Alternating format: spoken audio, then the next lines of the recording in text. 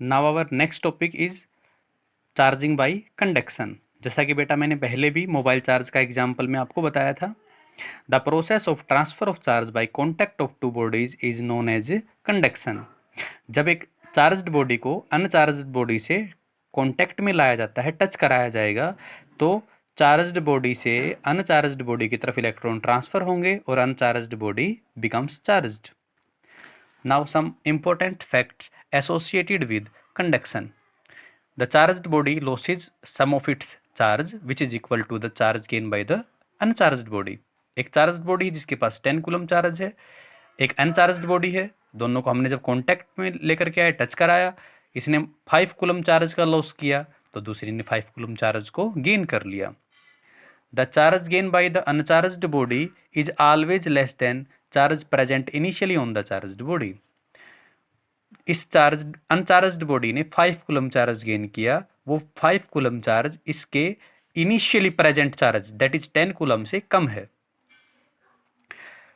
तीसरा है बेटा कि दो बॉडी हैं, उनके बीच में चार्ज तभी ट्रांसफर होगा जब दोनों के बीच में पोटेंशियल डिफरेंस होगा। एक हायर पोटेंशियल पे होगा, दूसरा लोअर पोटेंशियल पे होगा, तो ही चार्ज ट्रांसफर होगा, अदरवाइज उनके बीच में ट्रांसफर नहीं होगा। If there is no potential difference there is no conduction. और last one is main important, positive charge always higher potential से लोअर पोटेंशियल की तरफ जाएगा, negative charge always lower potential से हायर पोटेंशियल की तरफ जाएगा। ये तो था बेटा हमारा चार्जिंग का मेथड। डिफरेंट मेथड के बारे में आज हमने पढ़ा, charging by rubbing, charging by friction, charging by induction and charging by conduction. Now today's worksheet. आज की वर्कशीट में हमने आपको 4 क्वेश्चन दिए हैं, पहला क्वेश्चन और फोर्थ क्वेश्चन। ये दोनों क्वेश्चन एक दूसरे से मिलते हैं, क्या कॉमन है इनमें वो आप देख लीजिए। When a piece of polythene is rubbed with wool, a charge of -2 multiplied 10⁻⁷ coulomb is developed on polythene. What is the amount of mass which is transferred to polythene? कल हमने बेटा कैलकुलेशन ऑफ चार्ज में पढ़ा था क्या विज equal to N ई।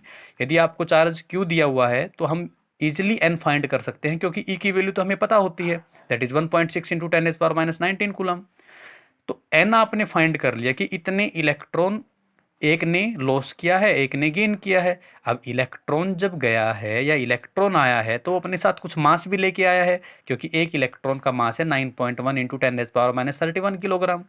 तो जब हमें इलेक्ट्रॉन की संख्या पता है, नंबर ऑफ इलेक्ट्रॉन पता है, तो we can easily find out total mass. तो फोर्थ क्वेश्चन में भी सेम है, is charging affected the mass, तो हम कहेंगे बिल्कुल करता है। जो बॉडी इलेक्ट्रॉन का लॉस करेगी उसका मास भी डिक्रीज होगा, जो बॉडी इलेक्ट्रॉन को गेन करेगी उसका मास स्लाइटली इंक्रीज हो जाएगा।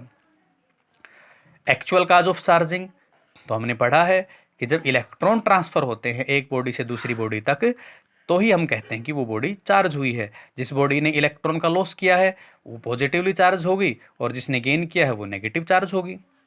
थर्ड क्वेश्चन उसी ट्रिक के ऊपर है जो मैंने आपको पीछे बताई थी कि जब हम कुछ बॉडीज़ हैं जिनके ऊपर अलग अलग चार्ज हैं, उनको हम नज़दीक लेकर के आए, फिर हमने उनको सेपरेट कर दिया, तो हर एक के ऊपर कितना चार्ज आएगा। तो उसके लिए मैंने आपको ट्रिक बताई थी, sum of charge over number of bodies. यहाँ there are 3 bodies A B C. A has charge 20 coulomb, B has 10 coulomb and C has 5 coulomb.